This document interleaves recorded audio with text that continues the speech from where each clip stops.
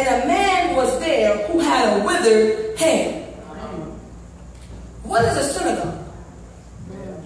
Well, the Hebrew the Webster Dictionary and Encyclopedia says the synagogue is the building where a Jewish assembly or congregation meets for worship on the Sabbath. The synagogue is equivalent to, well, you would say our church, or a place where the building where we come to worship God and to bring the praises unto God. And it says he enters to the house of prayer. In fact, he enters his house, because the Bible says, when Christ said, upon this rock I shall build my church. So he enters his house. However, the phrase to pay attention to is, he enters the synagogue again. The phrase is again.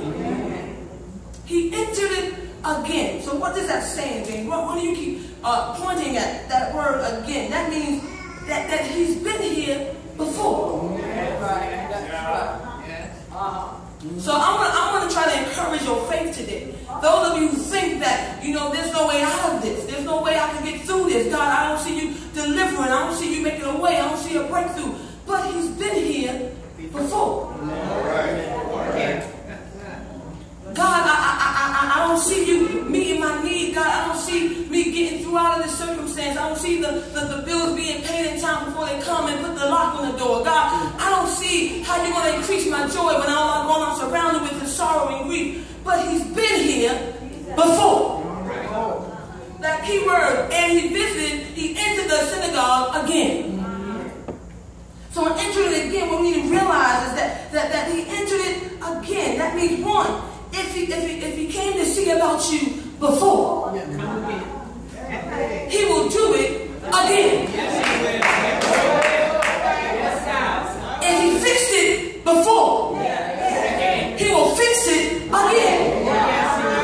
If he made a way before, he'll make a way again. If he supplied your need before, then he'll do it again. The second thing is that every time he's in the house, he creates an opportunity for miracles, breakthrough, and deliverance. Every time God steps into the house of prayer. And it's not just about inviting him in, because he has the keys. So when we go to God, we want to invite God, and that's wonderful, that's great, but understand, he has the keys to something he already owns. So he doesn't wait for an invitation. If he chooses to come through, he has the key. And not only does he have the key, but he has his own seat. So Christ, every time he enters, he creates an opportunity for miracles, breakthrough, and deliverance. And then what else does verse on 1 says? It says, and a man was there who had a withered hand. Not only did he enter again, but this time there was a man who had a withered hand. Well, what does that mean, withered? To become dry, shriveled, and cease to flourish. But what is hand? What is the symbolization of hand? Hand is a symbol of authority. It is the ability to pick up, to give, and to grasp. So when we put it together, here we find a man with a withered hand.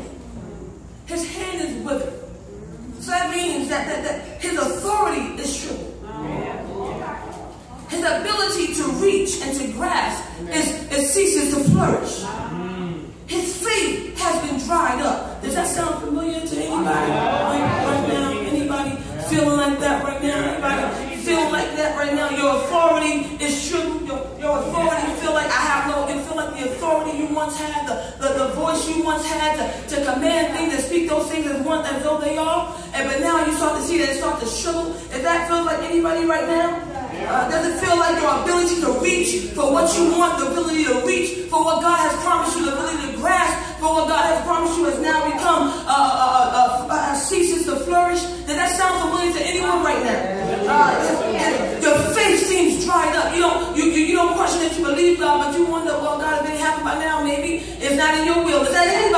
right now. But I want you to understand something. That if his hand is withered, right?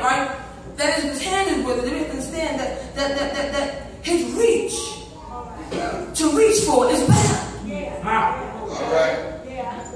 If his hand is withered, then if God is asking us to stretch out. But some of you come to church with your hands like this.